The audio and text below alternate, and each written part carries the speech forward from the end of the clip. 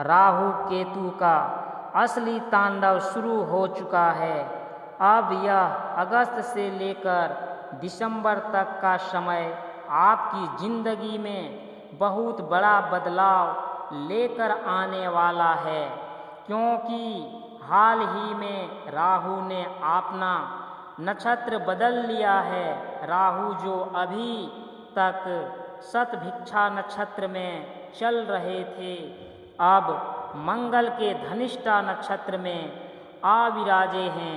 इस नक्षत्र की खासियतों को बड़े ध्यान से समझिएगा। एक तो इस धनिष्ठा नक्षत्र के स्वामी ग्रह मंगल है, यानी अब राहु की ऊर्जा मंगल के ओज के साथ जुड़कर काम करने वाली है और राहु आपकी कुंडली के भाग्य स्थान में बैठे हैं। तो क्या भाग्य के सितारे अब बुलंद होंगे? आज की इस वीडियो में हम आपको 3 बड़ी खुशखबरी भी देंगे और 2 चेतावनियां भी प्रदान करेंगे। इस नक्षत्र के देवता अष्टवसु है, जो अपनी ऊर्जा और धन वैभव के लिए जाने जाते हैं। इस नक्षत्र के कारक धन संपत्ति और प्रसिद्ध है। यह सब कुछ अब उन लोगों के जीवन में आ सकता है जिनकी कुंडली में राहु की स्थिति और दृष्टियां अच्छी है। तो सितारे क्या बता रहे हैं? यदि आज की यह वीडियो आपको मिली है तो समझ लेना कि यह आपके लिए किसी वरदान से कम नहीं है, बशर्ते आपने इसे पूरा देख लिया हो, क्योंकि आने वाले समय में इन नक्षत्र परिवर्तन के शुभ और अशुभ दोनों ही प्रभाव देखने को मिलेंगे। शुभ प्रभावों का आनंद तो आप उठा लेंगे, लेकिन अशुभ प्रभावों से बचने के लिए गलतियों पर रोक लगानी होगी और तैयारी आज से ही करनी पड़ेगी। इसलिए यह वीडियो परमात्मा की कृपा से आपके सामने आई है।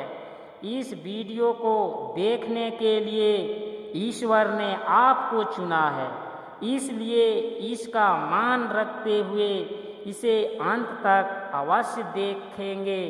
इस चैनल को सब्सक्राइब करना बिल्कुल मत भूलिएगा, क्योंकि आपकी राशि से जुड़ी और भी महत्वपूर्ण वीडियो इस चैनल पर आने वाली है। राहु आपके भाग्य के घर में विराजमान हैं।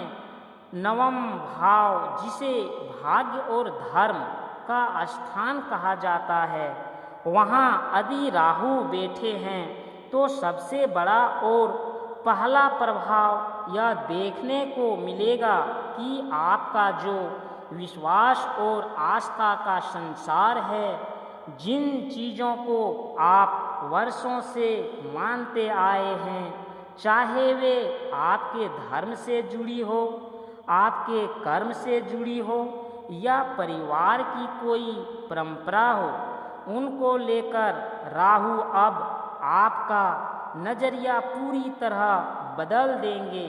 राहु आपको ऐसा बना सकते हैं जो हर बात पर तर्क वितर्क करे के और विज्ञान का सहारा ले कि यह काम करने की क्या ज़रूरत है। ये चीज़ें तो सालों साल से चलती आ रही है, अब तो ज़माना मॉडर्न है, अब इसे करने से क्या होगा? ऐसी संशय भरी भावनाएं राहु आपके मन में ला सकते हैं, लेकिन आपको अपने बड़े बुजुर्गों का पूरा सम्मान करना है। जो पुरानी परंपराएं वे सहजे कर लाए हैं, यदि आप उनके अनुसार चलेंगे तो आपके लिए बहुत कल्याणकारी रहेगा।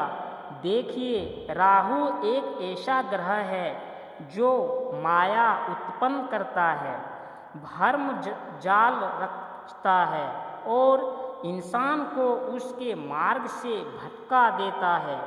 तो यही राहु आपको कहीं ना कहीं आपके आध्यात्मिक रीति रिवाजों से दूर कर सकता है।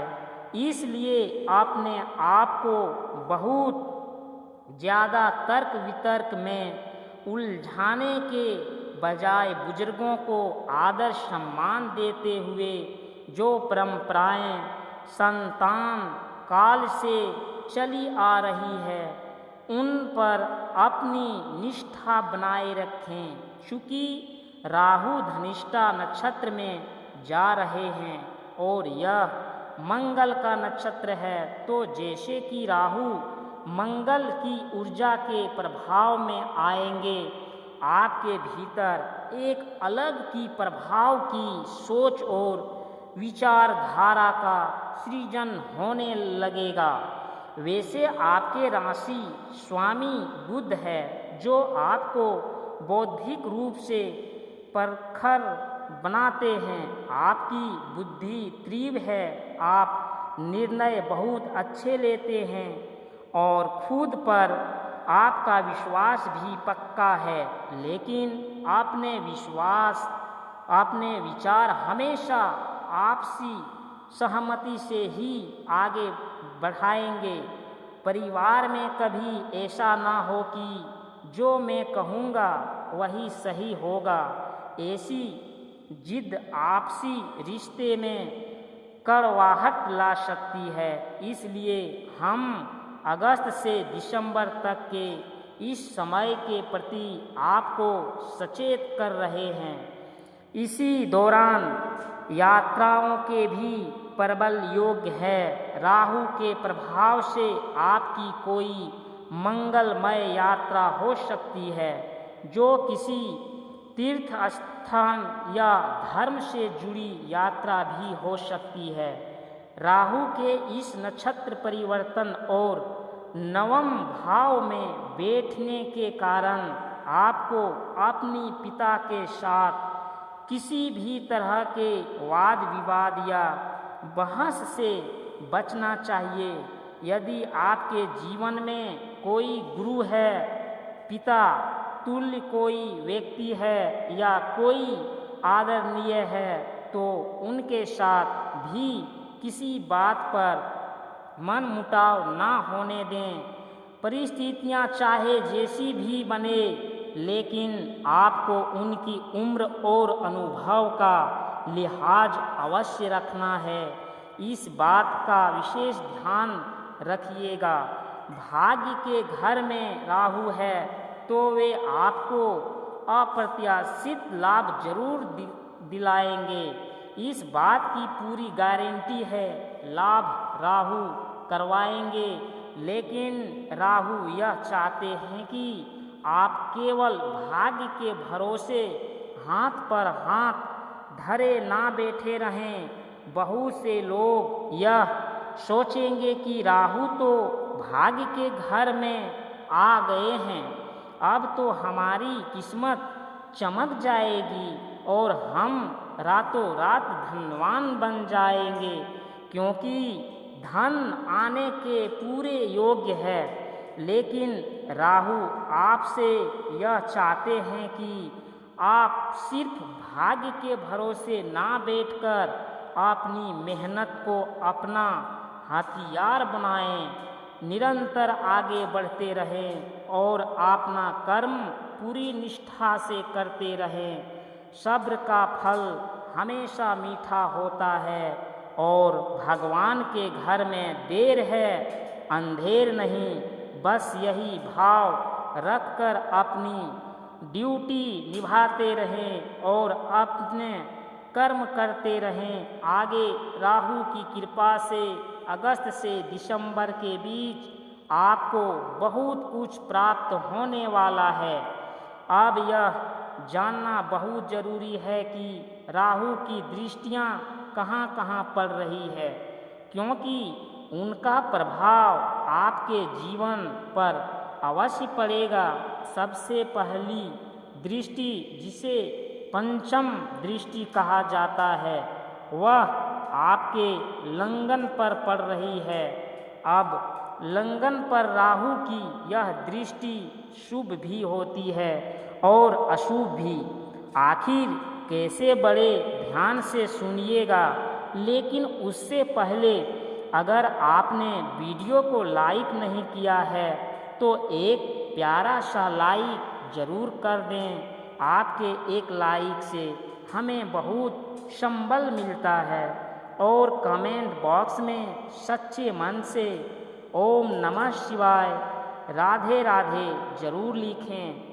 महादेव की कृपा आप पर बनी रहेगी। लंगन पर राहु की इस पंचम दृष्टि का क्या प्रभाव दिखेगा, बड़े ध्यान से सुनिएगा। आपकी पर्सनैलिटी में एक गजब का आकर्षण पैदा होगा। लोग आपकी तरफ खींचे चले आएंगे, आपसे जुड़ना और बात करना पसंद करेंगे, क्योंकि जब राहु देते हैं तो छप्पर फाड़ कर देते हैं। लेकिन चूंकि यह दृष्टि लंगन पर है, जो हमारे शरीर का भाव है, तो इस दौरान आपको सिर दर्द या हल्का तनाव रह सकता है। यह किसी बात की ज़्यादा चिंता करने से, कम सोने या रात को जागने की वजह से हो सकता है। काम का अत्यधिक बोझ लेने से भी सिर दर्द या थकान महसूस हो सकती है। इसलिए वर्कआउट करते समय और सीढ़ियाँ चढ़ते उतरते समय थोड़ा संभल कर चलें। साथ ही इस अगस्त से दिसंबर के बीच आपके साथ कोई बड़ा ब्रांड जुड़ सकता है, या आप खुद अपनी कोई नई पहचान या ब्रांड बना सकते हैं। इसके भी पूरे योग बन रहे हैं।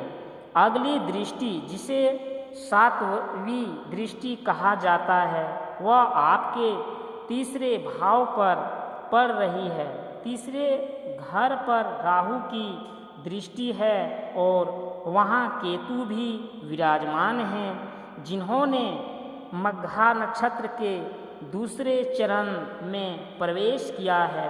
तो राहु और केतु दोनों ही अपनी ऊर्जा का प्रभाव दिखा रहे हैं।